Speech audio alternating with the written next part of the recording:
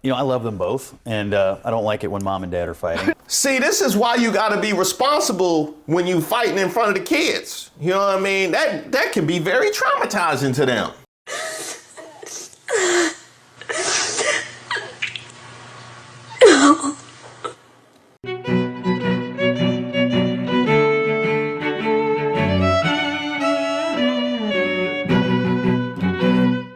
Hey, shout out to all of the subscribers and members here on the channel. Don't forget to like the video. I am Reese Waters, and this is Street Politics. Hey, y'all lower your voice. He said, what? I come to you a broken man. I'm in complete and utter shock. My two billionaire dads are breaking up, and during Pride Month, no less.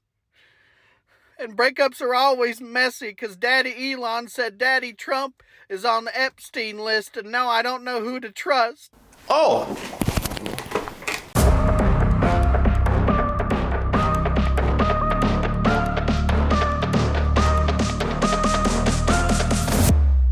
Hi, I'm Reese Waters, and I'm troubled. It seems that the inevitable is upon us. Elon Musk and Donald Trump done broke up.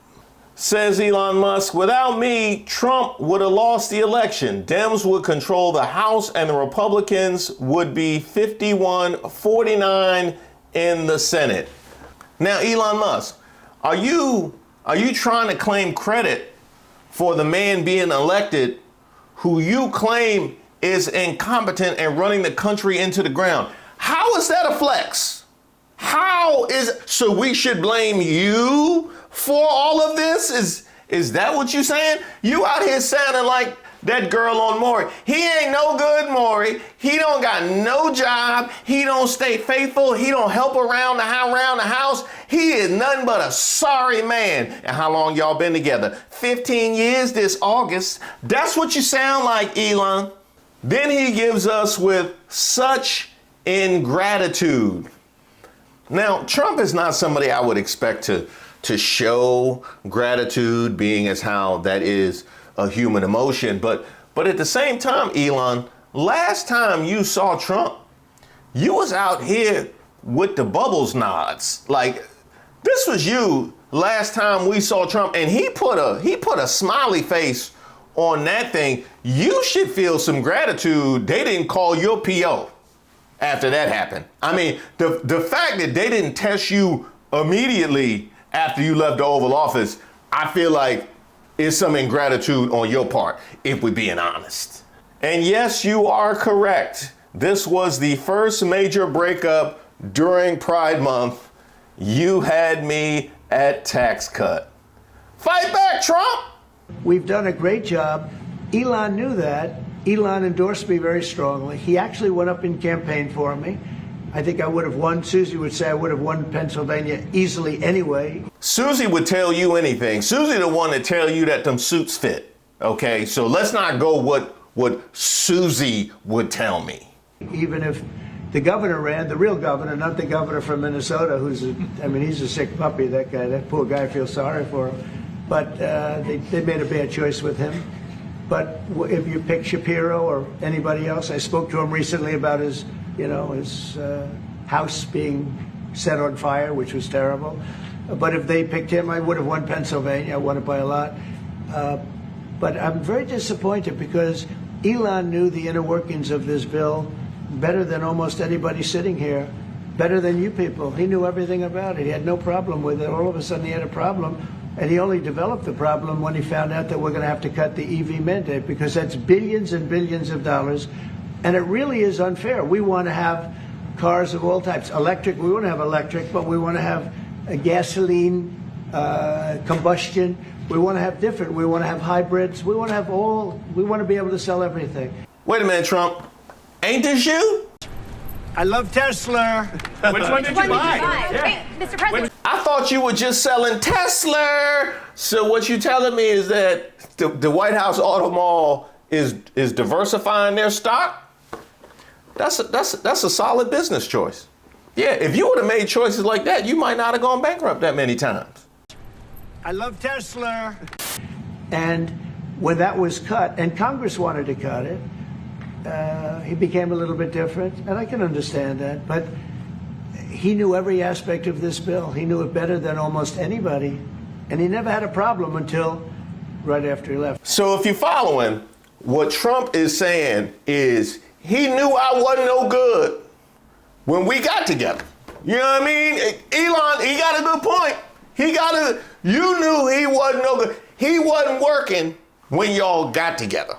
Okay? He was stepping out on his old lady when y'all got there. How you get him is how you lose him. That's what they always told me. So you can't expect him to all of a sudden become decent because y'all together. And if you saw the statements he made about me, which I'm sure you can get very easily, it's very fresh on tape. He said the most beautiful things about me. And he hasn't said bad about me personally, but I'm sure that'll be next. Hint. That will be next.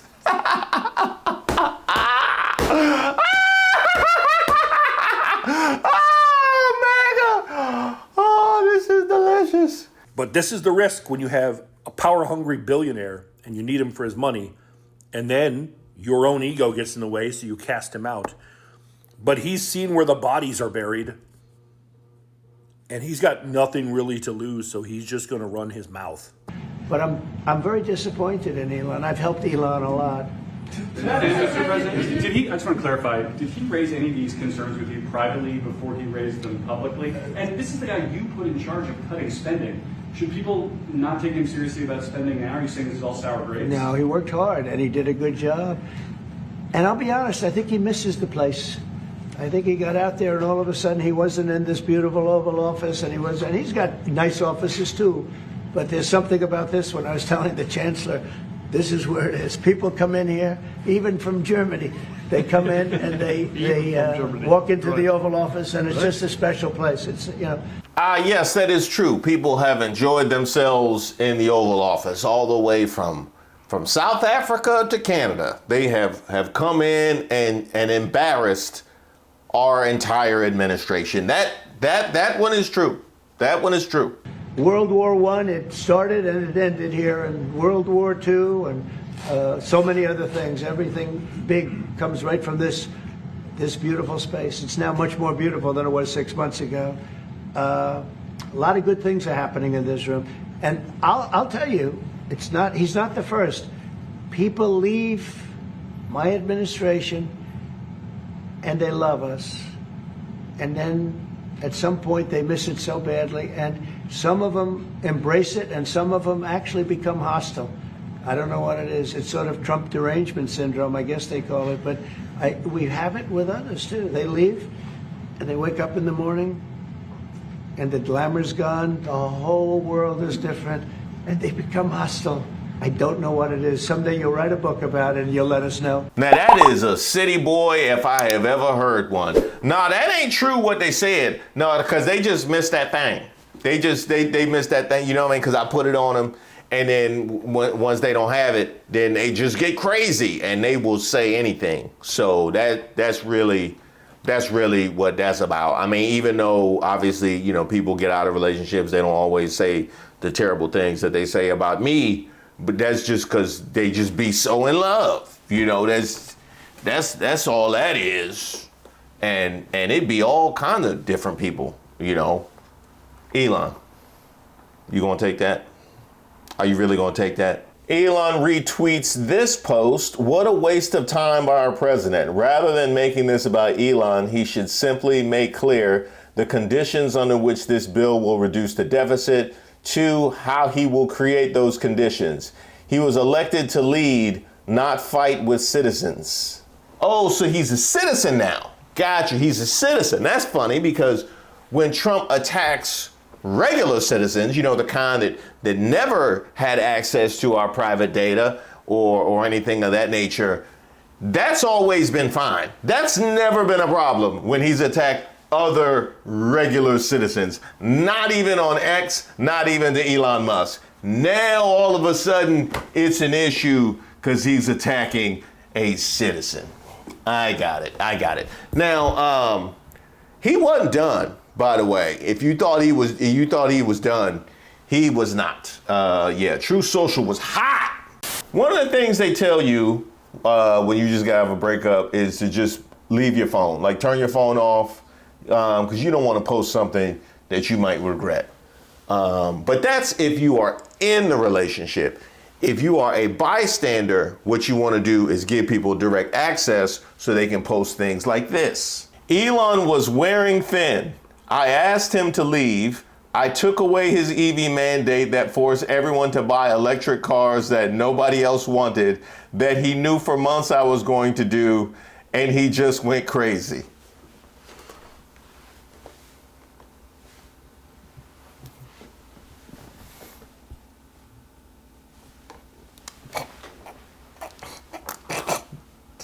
Okay, first of all, Trump, that's not what you said when you were selling Teslas.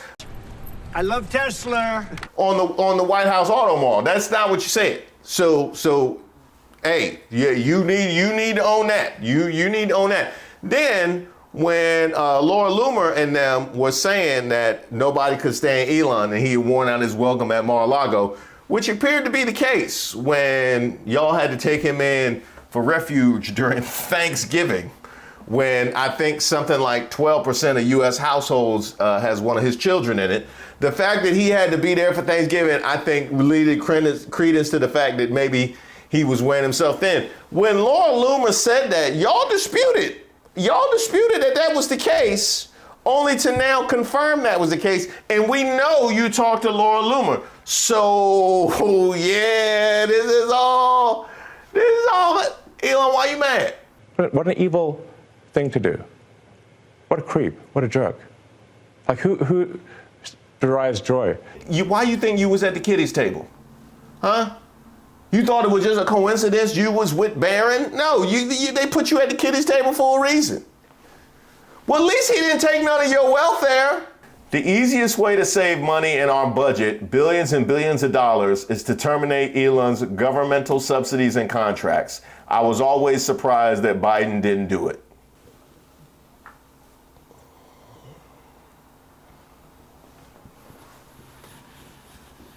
I've been there. I've been there, Elon. Yeah, I've been there. Because I remember I used to use my ex's Netflix account. And a couple days after we broke, she changed the password. Yeah, so that happens. That happens sometimes. You know, it'd be a good opportunity if you pull yourself up by your bootstraps. You know? Pull yourself. What did Senator Kennedy say? Maybe the best way to get on your feet is to get off your ass. If you really need Medicaid, I want you to get it. But there are people on Medicaid who could work, but they choose not to work. And sometimes the best way to get back on your feet is to get up off your ass. What an evil thing to do. What a creep. What a jerk. Like, who derives joy? Oh, he wasn't taking that sitting down. This would both end the International Space Station and simultaneously provide no way to safely deorbit it. He says, this just gets better and better. Go ahead, make my day. You quoting old movies now? Is that what you base your personality on? Because that would make a whole lot of sense with the chainsaw and the whole dark MAGA thing with the cape. That would make a whole, you watch movies and then you take that in. Okay, that now this is all, yeah, Well, look, I got a bootleg of Waiting to Exhale, just about getting back on your feet. That might be helpful. Started that damn company without me. Hell, I worked my ass off. I mean, I got a master's degree in business, and there I was his secretary. Not gonna cry. That's on the soundtrack. Here, Elon posts, where is the man who wrote these words? Was he replaced by a body double? Oh, he pulling up receipts on Trump. I cannot believe the Republicans are extending the debt ceiling. No member of Congress should be eligible for re-election. Now, here is the double-edged sword of pulling up receipts. And let this be informative, to the people, instructive to everybody that's watching. You pull up receipts on your ex, and what you assure is mutual destruction. Because while at the one instance you are indicting your ex, But also, those were all things that were perfectly fine until y'all broke up. You know what I mean? It was all perfectly fine till y'all broke up. Yeah. I just had mentioned Laura Loomer. Remember when she wanted to air out Marjorie Taylor Greene for dropping N's, which wasn't a problem till she accused Loomer of being racist. Well, now we all look racist now, don't we? Yeah, we do. Huh? Why you crying, MAGA? Because of the racist thing? Oh, I knew y'all wouldn't be crying about that. What? Oh, because they fighting?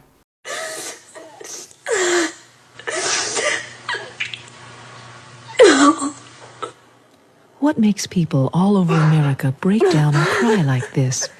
Call 1-900-9099-CRY and hear it for yourself. $2 for the first minute, 45 cents each additional minute. If you're under 18, ask your parents before you call. 1-900-9099-CRY. See, this is why you got to be responsible when you fighting in front of the kids. You know what I mean? That can be very traumatizing to them. You know, I love them both, and I don't like it when mom and dad are fighting. But now the kids all conflicted, don't know which way to go. I know Byron Donald's going to stay with his daddy, but that don't necessarily speak to everybody else. Look, I think politically, he will continue to be a problem for Republicans. And let's talk about what these offsets are. Morally and politically, these are very tough things for many Republicans to defend. Slashing Medicaid, it's not just waste and fraud here. Millions of people who deserve legally to be on Medicaid will get kicked off of their health insurance. When we're talking about the Doge cuts, Elon Musk did not find widespread waste, fraud, and abuse. He did not reach his big 1 trillion number. What he did was get a lot of veterans fired. He shut down USAID, which around the world helps the most vulnerable people. And by the way, you know what country's doing that now that we're not? China. They are filling that vacuum. So Elon Musk standing up there with a chainsaw, talking about the average patriotic Americans who have served their country in the federal government across the country, not just in Washington, working for national parks, working for the Veterans Administration. That is a political message Republicans are going to have to continue defending, and that is a very difficult one, Shannon. And that's part of why Elon's leaving, but they're going to have to keep owning that all the way through the midterms. Oh, and some food for thought as they ponder this question. Trump has 3.5 years left as president, but I will be around for 40 plus years. Now, one thing I can say though, Elon, that bothers me about this whole thing is I called out the MAGAs when they would criticize you and absolve Trump when Trump is the one that empowered you. You being the one that empowered Trump because it was a symbiotic relationship. You can't absolve yourself of the things that you are now criticizing him of, not to mention the fact that you have your own legacy to contend with now, don't you? I was just here discussing that. In a New York Times column titled, quote, Elon Musk's legacy is disease, starvation, and death, Michelle Goldberg reports. Brooke Nichols, an associate professor of global health at Boston University, has estimated that these cuts have already resulted in about 300,000 deaths, most of them of children, and will most likely lead to significantly more by the end of the year. This is what Musk's foray into politics accomplished. If there were justice in the world, Musk would never be able to repair his reputation, at least not without devoting the bulk of his fortune to easing the misery he's engendered. Musk's sojourn in government has revealed severe flaws in his character, a blithe, dehumanizing cruelty, and a deadly incuriosity. Bill Gates has seen starving children in Africa many, many times and has devoted his life and his billions to trying to save them, which makes Bill Gates' verdict on the current richest person in the world so important and powerful. Bill Gates, the former richest person in the world, said, "The picture of the world's richest man killing the world's poorest children is not a pretty one. And the picture of the richest person in the world carrying around his drug box of ecstasy, Adderall, psychedelic mushrooms, and then taking life-saving drugs away from the poorest people in the world is a picture only Donald Trump could have created. And with Elon Musk and Donald Trump, soulless, mindless entities are what you see. But when it comes to the issues with this particular bill, you made a lot of noise about how you're not mad about the EV credits, and you even posted video where you said that you were okay to give up the EV credits, and you actually felt like they should be taken away. But nowhere in your objection to the bill is anything resembling love, affection, empathy, or any amount of humanity for your fellow citizens. Literally none. We didn't know exactly how it was going to end, but we knew something like this was coming. And now that it's here, I have only one piece of advice for you. Do not let anyone rob you of the savory deliciousness of the moment and the memory you first saw Elon Musk call Donald Trump's big, beautiful bill a massive, outrageous, pork-filled, disgusting abomination. I mean, there's breaking up with someone in a way that leaves them some dignity, and then there's buying their childhood home, bulldozing it to the ground, and then in the spot where their bedroom once sat, erecting a 200-foot flashing billboard with 4,000-point font that reads, "A daft prick once lived here, and that daft prick is now emotionally defeated and single." Now, I do have to caution you, this does not mean that Elon Musk found a soul, because he hates this disgusting abomination, talking about the bill, not the president, for all of the wrong reasons. He doesn't hate it because it would potentially leave 8 million Americans without health insurance, because it would protect Trump appointees from contempt charges when they ignore judges, because it would ban states from regulating AI for 10 years, and he doesn't hate it because it would prevent federal funds from going to Planned Parenthood to provide critical healthcare services to Americans. No, he hates it because it doesn't cut enough. He wants social misery and economic misery. Of course, we should obviously welcome the animosity toward Trump, but no, we should not mistake it for Elon Musk finding his way to the light. He is still just as bad as ever, maybe worse, but this time it's different bad. And sometimes different bad is kind of good. Which leads me to the other 3 reasons in Axios' 4 reasons Musk attacked Trump's big, beautiful bill. So we're going to great lengths to deny that it had anything to do with the vehicle tax credit, which leaves us at Musk was working at the White House as what's called a special government employee and had discussed trying to stay in that role beyond the 130-day time limit set by statute for the unpaid advisory position. But ultimately, White House officials said he couldn't keep serving in that capacity. Then there's that you wanted the Federal Aviation Administration to use your Starlink satellite system for national air traffic control, but the administration balked at it because of the appearance of a conflict of interest and for technological reasons. You can't have air traffic control just run off satellites. Then the final straw for Musk appeared to come Saturday night, when Trump abruptly announced he was withdrawing the nomination of Jared Isaacman, a Musk ally, to be NASA administrator. So if we're scoring from home, not only do you have the disgusting legacy that you have carved out yourself from the federal government, but even in this moment where you appear to be making a heel turn on Donald Trump, which, you know, the enemy of my enemy is my friend kind of thing, you know, politics makes for strange bedfellows. Even in this moment, when we are aligned in opposition to this bill, your opposition is self-interested. And that, quite frankly, is sadly and grossly on brand. Somehow we've decided in America that innovation and money replaces or obviates or excuses depravity. Cutting off aid to HIV positive mothers, deciding what veterans should get benefits, cutting off SNAP payments, which have shown to have a positive net return when people run out of money for food at the end of the month. I mean, I think one of the wonderful things about being an American, and quite frankly, for me, what it means to be a man and what I try to teach my boys is the whole point of prosperity is such that you can protect people. And I think the two of you are more impressed with Mr. Musk than I am. I think if somebody is making Nazi salutes If somebody is being sued concurrently by two women for sole custody of their child because that person has not spent any time with that child, when someone is so severely addicted to drugs they can't get their shit together to show up to the White House without looking exceptionally high, I don't think that's the right role model for young men. So what I would ask to all of us is look at what money has done to us. That if someone can land a rocket on metal scissors or create a great AV, he's a genius. He's the wealthiest man in the world. But does that mean we should excuse depravity? Does that mean, unlike Bill Gates, he's not using his billions to help people?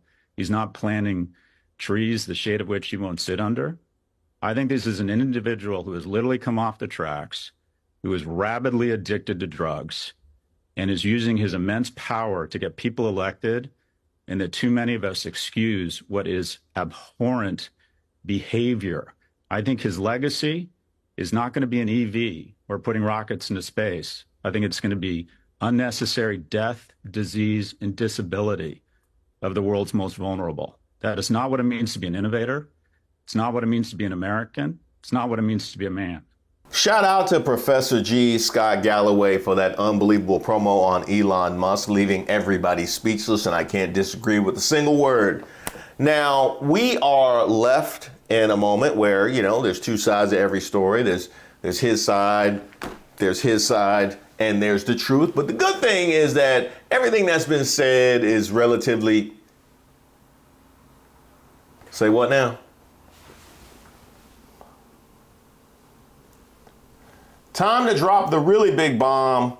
Real Donald Trump is in the Epstein files. That's the real reason they have not been made public. Have a nice day, DJT. Boy, ain't no way, boy. Boy, ain't no way, boy. Boy, ain't no way, boy. Boy, ain't no way, boy.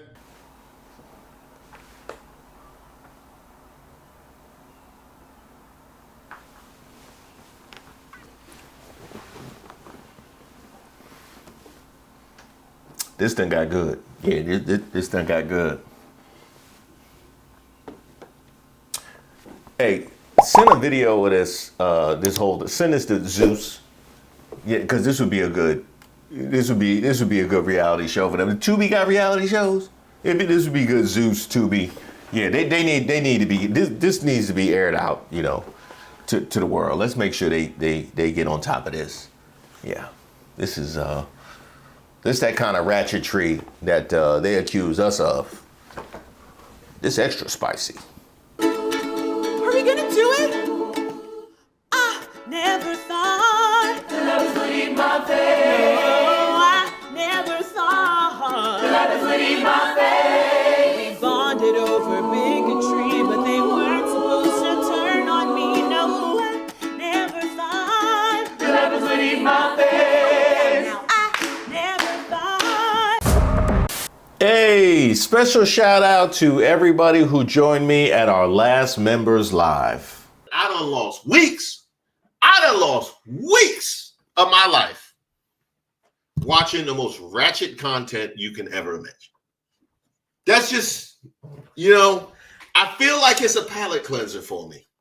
Now, we're going to be doing a whole lot more of these. It is available to everybody who's in deep water or troubled water, and there's a link to membership in the description box to all of the videos. This is, of course, in addition to my regular Tuesday lives every week at 8 p.m. It's the irony of all the sinning that's going on in administration. They don't pay attention to it, and they put the chief of sinner among us. Like the chief sinner among us is the one that's supposed to be spreading this Christian nationalism. And that's wow. You know what I mean? Like, what a comment on our world today. Now, speaking of troubled waters, we have a very deep and growing archive of content, even some old stand-up clips.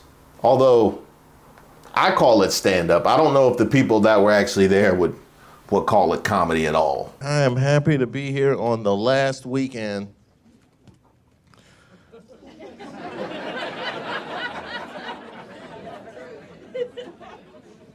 Period.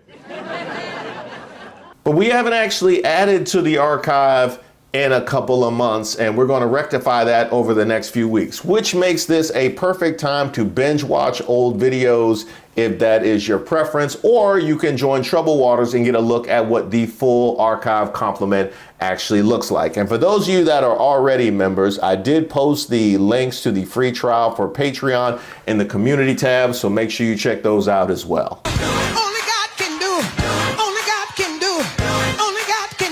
Now, before I go, I would like to send a plea out to the ancestors. I see y'all on the rampage, and it has even come here home to DC.